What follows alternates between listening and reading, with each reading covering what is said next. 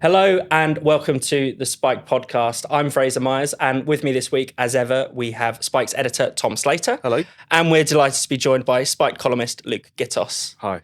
Coming up on today's show, the civil war in the Tory party, Boris Johnson at the COVID inquiry, and the neofeudalism of COP28.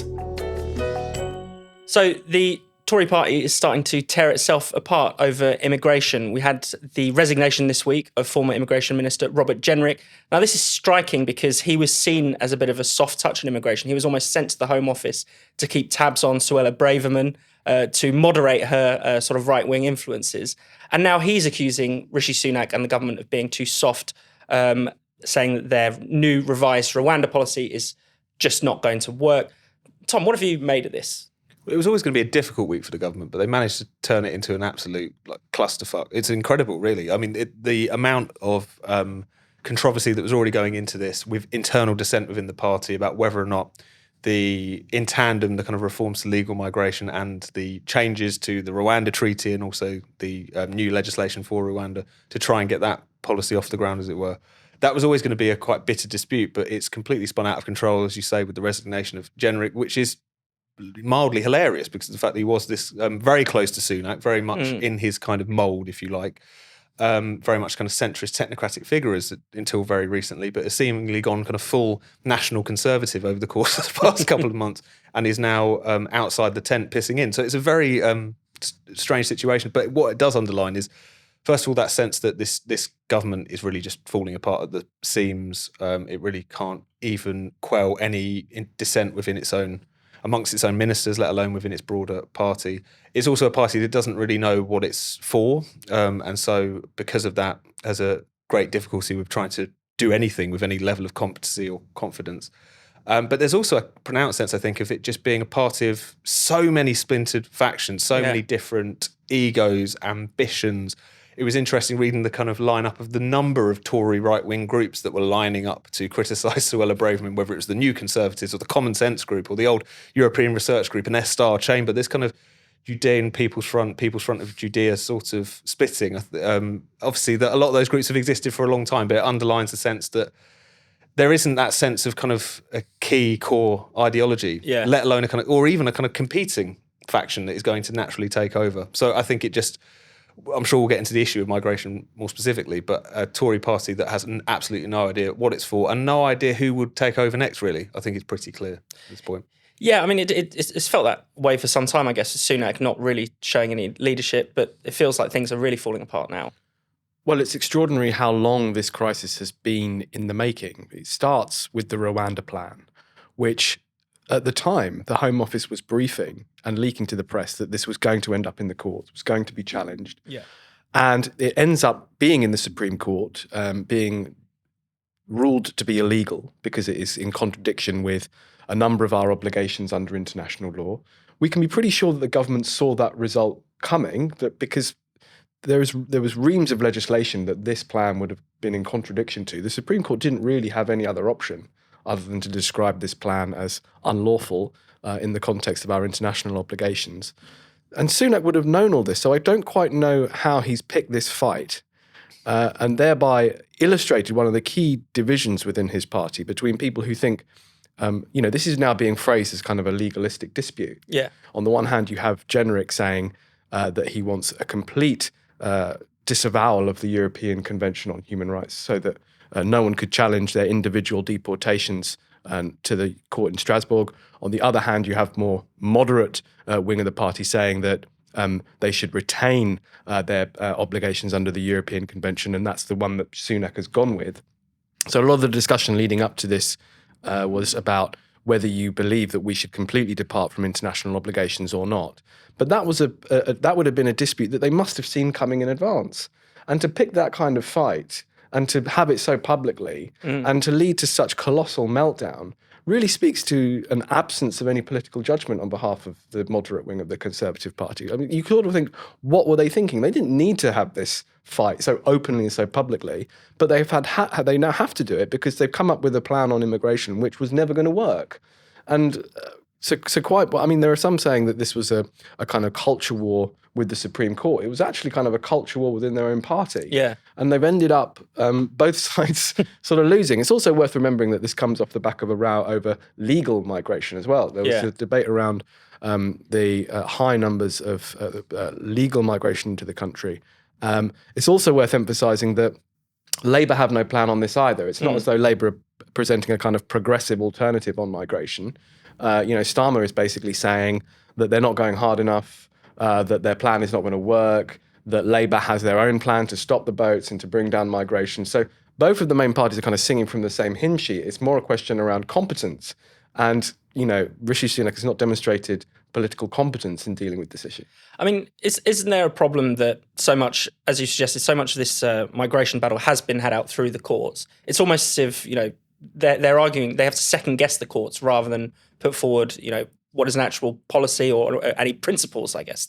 Those seem to be missing from the discussion. No, I think two things can be true at the same time here, though, because on the one hand, it is outrageous that these questions get settled in the Supreme Court. We could end up in Strasbourg as a consequence of this policy. The fact that so much kind of lawfare takes place in this particular space is absolutely awful. And that certainly is a consequence of our international kind of human rights framework, which is basically just hems in democratic decision-making and has become a means through which you restrain an elected government, which is something that no Democrat person who believes in sovereignty should really allow to take place, regardless of what policy that you want to pursue.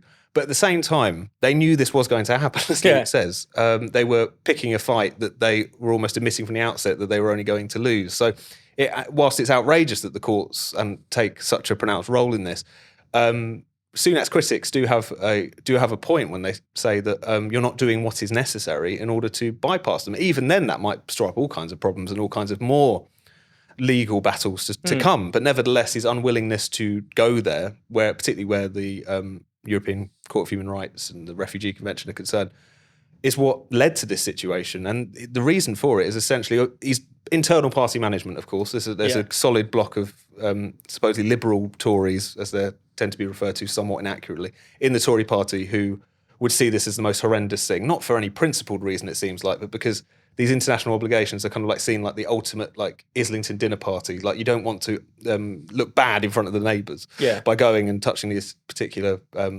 thorny issues. So there's that, but there's also the fact that he just seems fundamentally unwilling to go there himself as well. And I know he hasn't got much time. The idea that a government on its last legs is going to pick as big a fight as leaving the ECHR is probably unrealistic, but nevertheless, it underlines the fact that it feels like he hasn't been serious about his own policy from the beginning, really. I mean, don't these kind of international obligations sort of allow politicians to speak out of both sides of their mouth in a sense, because they can say to the electorate, we are doing everything we can to stop the boats, to get immigration down. But actually, you sort of have a sense that many people in the Tory party are quite comfortable with, large-scale immigration. You'd expect they would be, given the figures that have happened over the past decade. But they seem unwilling to say that. They seem unwilling to be honest with people. People aren't stupid, right? People know that there are certain labour shortages. People can be reasoned with that say, and most people agree that, we need more nurses, doctors, things like that. People are not against that. Why can't politicians just say that if that's what they think? Yeah, absolutely. Tom's right that so much of the law that governs this area is from the middle of the 20th century. The Refugee Convention, and to some extent even the European Convention on Human Rights, was born in the aftermath of the Second World War and was to deal with society as it was then. The difficult argument that no political party is going to have or has ever had or would like to have is whether these laws are still fit for purpose. That would really put this question back on the political agenda. And, it could give us an opportunity to craft a more humane asylum system than we have at the moment, one which is more welcoming, one which is more, perhaps even progressive. But we can't do that when we are hamstrung by these laws. And it gives politicians, as you suggest, a route to describe their own power in this area as limited, and therefore limits the power of the electorate to actually influence these questions. And I think that's the big danger around lawfare. It's not so much that the judges making these kind of decisions that can really only go one way. It's that the public end up seeing these really important political questions as things that are resolved by lawyers and not by their elected representatives. The idea that elected representatives simply can't do anything about really important matters of public concern That's the kind of broader effect that this lawfare has. And I think that's even more insidious. And it's also worth saying that looking at some of the other measures that have been brought in, some of the restrictions on salary thresholds for people who want to bring partners over, or salary thresholds for people coming over full stop. It kind of reminded me as well of the fact that the Tories have been incredibly adept about making a big noise about immigration without actually meeting their own goals, whether it was tens of thousands or just bringing numbers down.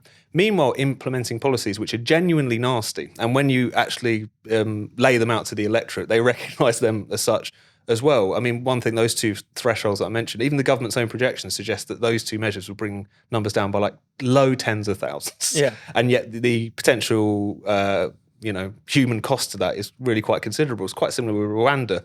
It's never maintained very high public support. It's got about a plurality in favour of it, so more people are in favour of it than against it. But some of the key measures, the polling makes pretty clear that people are uneasy about things like a blanket restriction on someone who enters the country illegally ever being able to claim asylum here, because it's not hard to think of an example, an Afghan interpreter or whatever, whereby the British public would think, no, we owe a duty to this person, we should look after them.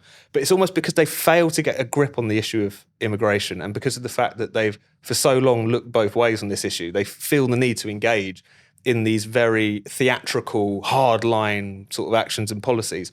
They end up doing things that no one wants them to do, really. I mean, it was very similar with the hostile environment in Windrush, for example. We had them effectively deporting British citizens in their desperation to be seen to be doing something about immigration in a situation where their hands were tied by being members of the European Union. So that's the other piece of this, I think, is that the British public are not desperate for us to be as mean and as menacing to asylum seekers or people coming to this country to contribute as you might think, reading some of the commentary and some of the posturing from sections of the Tory right. But at the same time, I think the tendency towards pursuing genuinely quite harsh policies is also a product of their ineptitude up until this point, if that makes any sense. Yeah, and people have pointed out that some of the salary thresholds have the potential to break up families or prevent people from getting married and marrying foreigners and things like that, which, you know, is not really what people think of when they talk about controlling the borders. They don't think, stop that person, stop marrying people from abroad or whatever it is. That's not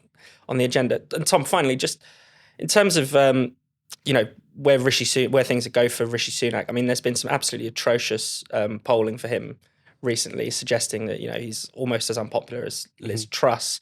So many red wall voters are just not interested in anything he has to say.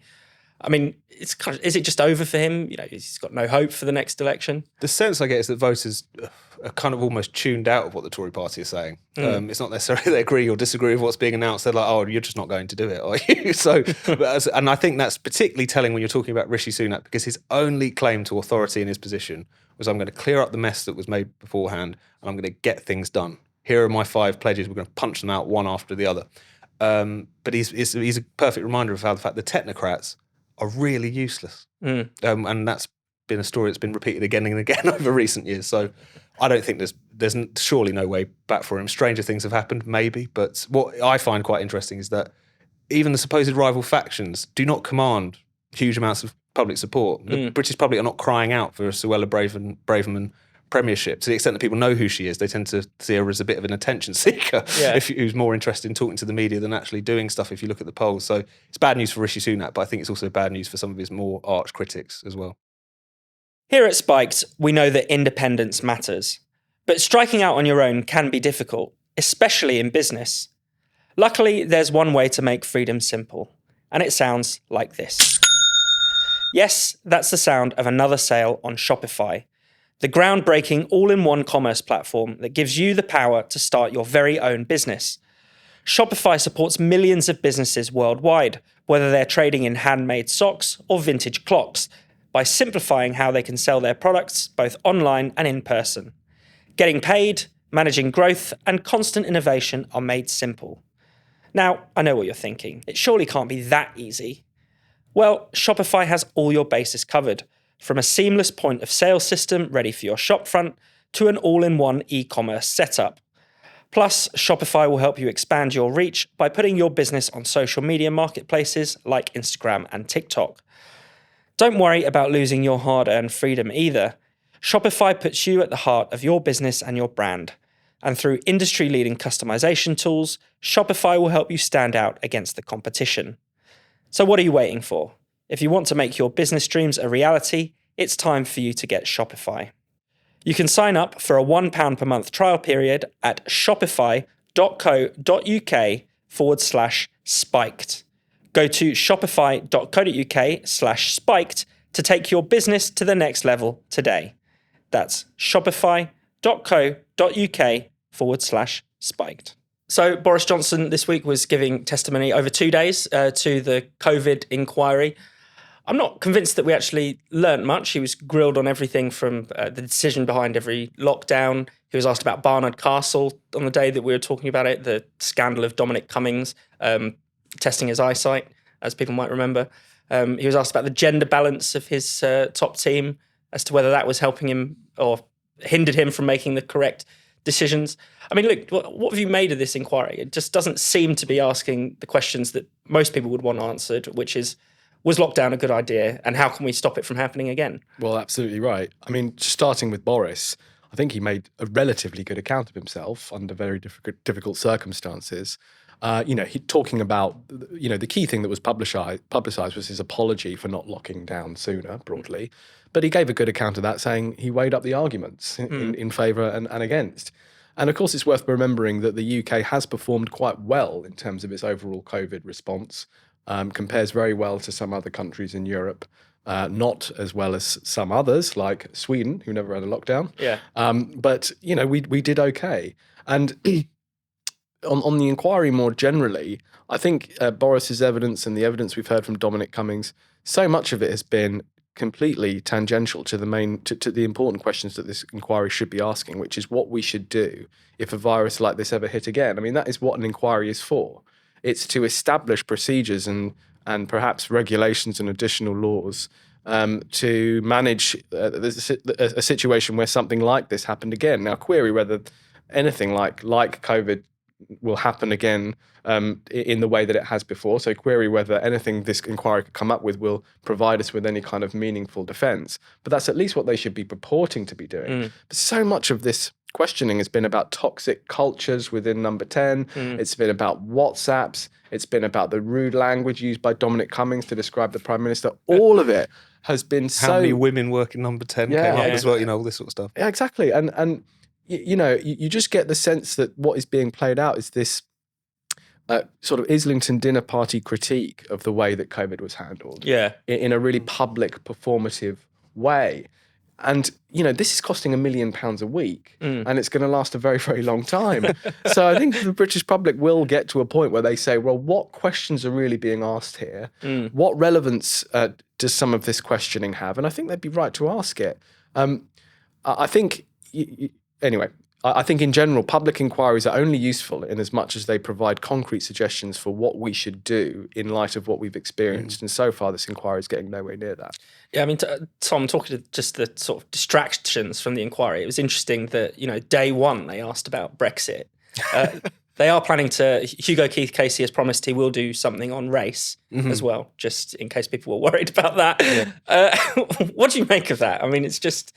It's just somewhat everything wrong with the political class to me. No, exactly. And it's how trivial these people are. I mean, the whole thing, as Luke was laying out there, has kind of felt like a mammoth episode of the Newsagents podcast in terms of the sort of talking points that are being regurgitated in terms of how little light is being shone on what should be the proper questions, and also how ill-informed this has been at various points. I mean, one of the big set to moments of this week, of course, Hugo Keith, the KC, suggesting that the UK had one of the worst excess death records in all of Europe. Boris Johnson, surprisingly, over his over his brief that day, suggesting that's obviously not true. We're very much kind of like middle of the pack in terms of developed countries. The KC then having to wheel back. He's also allowed various people who advisors and so on who clearly did a screeching U-turn early on in the pandemic. He didn't really hold those people to account whatsoever. As long as they were saying something along the lines of, we should have locked down earlier, and I've got some diary entry here which indicates such, he was just letting them get away with it. So the lack of seriousness is quite pronounced, and because it's so unserious, it's just been, the gap has been filled by all of these ridiculous sorts of talking points. You would think that they think that they've basically decided that the perfect policy is the one that we almost pursued, i.e. just like you would have locked down really hard, really early, and then everything would have been absolutely fine. Presumably they still think we should have kept the schools closed, whatever. You just wonder, what country do you want to point us to that did an absolutely wonderful job of this? Do you want to point to the countries in the east of Europe, which locked down very early on and very hard, and then saw their numbers roar back up again, and as a consequence experienced a hell of a lot of excess deaths at the end of all of this?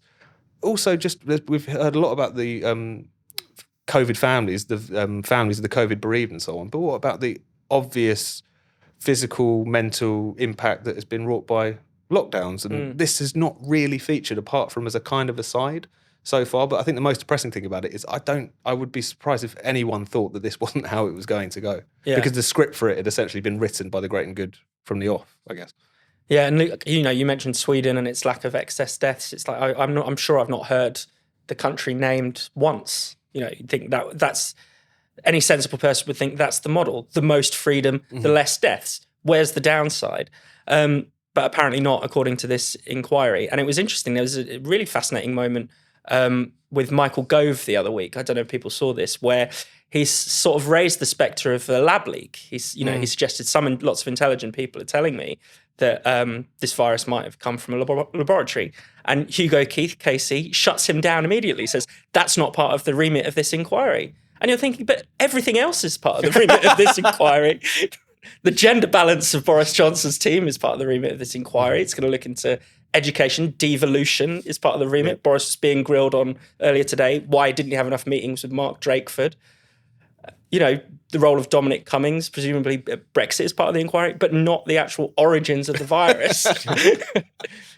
Tells you everything you need to know. Basically, yeah. I mean, it's just despairing. Yeah, absolutely. I mean, you said it all. I mean, so he's talking about the terms of reference.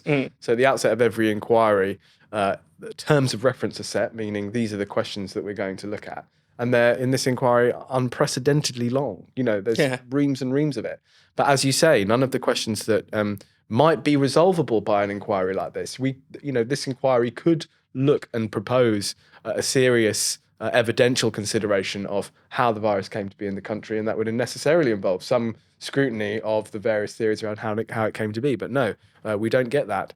I think it's worth just saying how extraordinarily emotional some of this inquiry has been as well. So much of the emphasis has been on the emotion of the pandemic. It began with a sort of film about the survivors and those who had passed away, and obviously to some extent, quite rightly, the families of those who had passed away have been present in the room. But this follows a trajectory for public inquiries in recent decades, where the focus has been more on seeing to give some kind of emotional payback for the people who have suffered. The idea that you are doing some form of justice to them.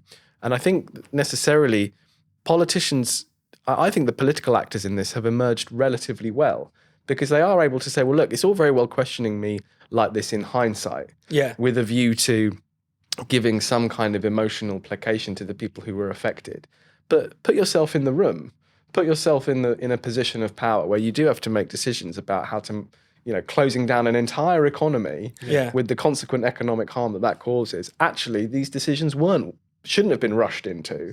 And of course, had they rushed into them, we might be criticizing them from the other end of the scale. So there is some, the kind of what you would call the cross-examination process has arguably put those decision makers in a positive light, because they are being asked about this from a position of hindsight, which no one would expect them to have at the time. Yeah, definitely. Tom, anything else you want to add? On that point about the emotionalism, I think is dead on, because of the fact that it's also an expression of the kind of tilt and the bias of the inquiry, not to be, unsympathetic about this. Because if you had a 15-minute video about all the people whose lives were destroyed by lockdown, whose teenage son commits suicide after months of isolation and poor mental health problems, that would also feel like a strange slant to put on what is supposed to be a kind of objective discussion. So I see that very much as an expression of the fact that the narrative was set from even before the inquiry actually began.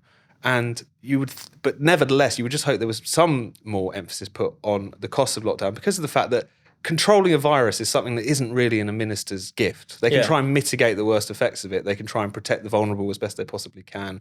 They can do certain things to try and make sure that we weather the storm as best as possible whilst also not destroying the economy. But the one thing that they could definitely have done is not lock down, is not close the schools. Those are decisions that they are responsible for and that had never been done before. And yet the lack of scrutiny, curiosity as to whether or not that was the right thing really is striking, even if we did expect all of this to play out as it has. Definitely.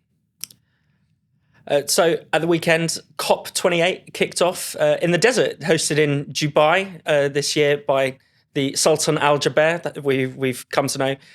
He's sort of outed himself as a bit of a climate skeptic, which I think is interesting. Tom, this hasn't quite derailed the talks. Obviously, you know, the green lobby powers on regardless. It seems it's undeterred, but it has been a more interesting event than previous years. It was a very funny opening. What was he saying? That there's no science behind the decision to keep it at 1.5 if fossil fuels got nothing to do with that. Was he? Maybe he was making a point about carbon capture or something. It's hard to. He made a not particularly good account of himself, but it did underline what a ridiculous circus all of this has become on some level. I'm not suggesting that the people involved are insincere, but the whole thing is a complete sort of gilded waste of time. And there are people like the heads of these petrostates, who also in this gentleman's case is also the head of the state oil company, who recognises it's a joke and were trying to play their position as best as they possibly can. And then you've got some of the virtue signalling Western diplomats who don't recognise what a joke this is and are still kind of trundling along down this path regardless. So it was a nice way to begin it in that it showed what a farce the whole thing is. But it's a dangerous farce the whole time. If they were just standing around clapping each other on the back, setting targets that they were never going to meet, that would be one thing. But obviously the policies that they are calling for and will be introduced, even if it is partially, come with tremendous costs to individuals, not financially speaking, just in terms of our own freedom and flourishing. So yeah, it's been farcical, but this COP is a dangerous farce, I think, in many respects. Yeah, look, I mean, one thing people like to highlight every year is the hypocrisy. I think this has had the most private jets of any of the COPs It's so like they're trying to outdo themselves. As well as being hosted in a petrostate, as well as the leader being a climate skeptic, as well as him also doing oil deals on the side during the meetings.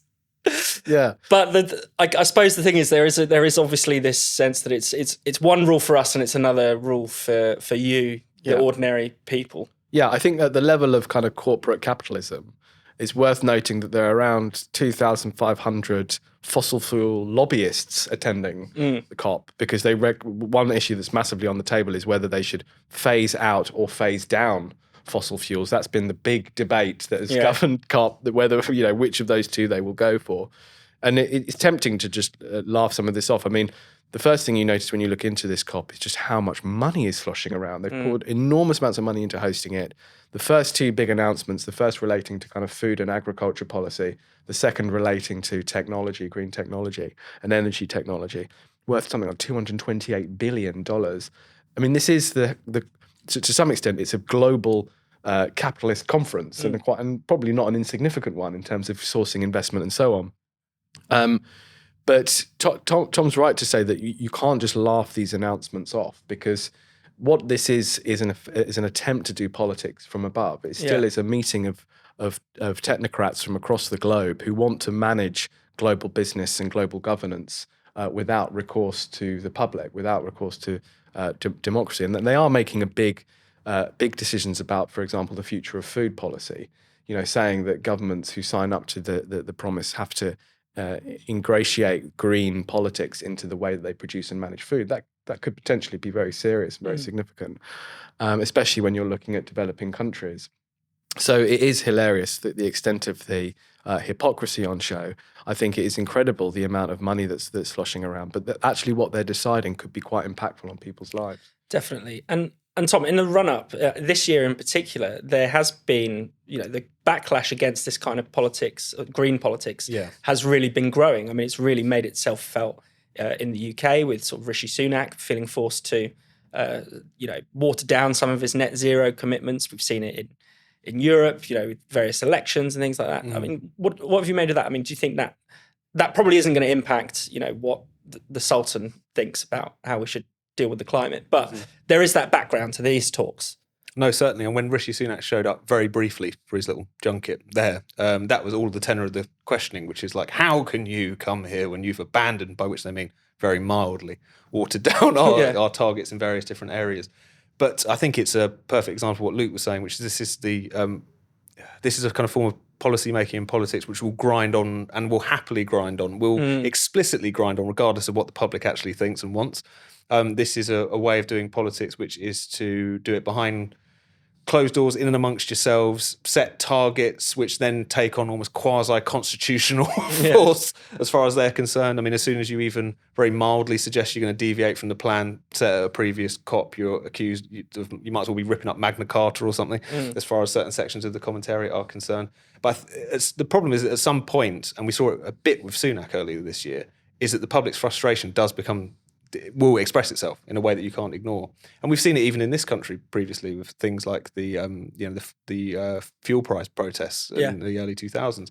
So it's not just something that you have to look to, say, the Dutch farmer revolt to see examples of that. So yes, it's a reminder of the fact that the politics of the kind of international conference, and particularly the politics of environmentalism, is explicitly anti-democratic, above the heads of the people. So it will go on its merry way, whatever people think in Uxbridge and South Ruislip or wherever else.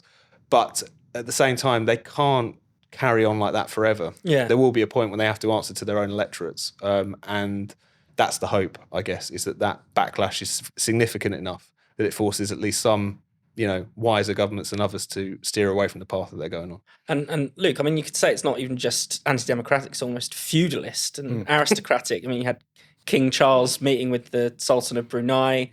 I mean, obviously, we were talking about the heads of the petro states, all there. There's something otherworldly about this almost. Absolutely. It's worth noting that King Charles's speech was received extremely well, whereas Rishi Sunak's speech was received very badly.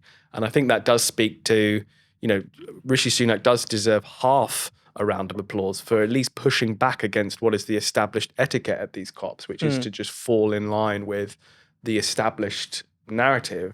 And that at least he is attempting to assert some degree of national interest, saying that we will still reach these targets, but we'll do it in our own way. I also saw some really interesting examples of how environmental policies can translate into some quite draconian measures. So some new law passed by the Californian state legislature obliges private companies to make regular reports to the state government about its supply lines, about how it's impacting carbon, that sort of thing. You see similar things popping up across Europe, in Germany and elsewhere. And I think that's one way that this could start manifesting itself in these kind of subtly draconian audit measures, saying, this is how you've got to do business. And that's how it begins. And then it's not necessarily, this isn't conspiratorial, but it does change the way that the relationship between the state and, for example, private companies and private individuals, placing more obligations on people to explain themselves, explain how they're working, explain what they're doing and how they're making their decisions. So I think that's one example of how the environmental politics on display at COP can slowly seep into people's lives. Thank you so much for watching the Spikes podcast. We'll be back next Friday. If you hit subscribe and click the bell, you'll never miss an episode. And in the meantime, why not check out all of Spike's other videos and podcasts on this channel? And for more Spiked content, find us at spiked-online.com.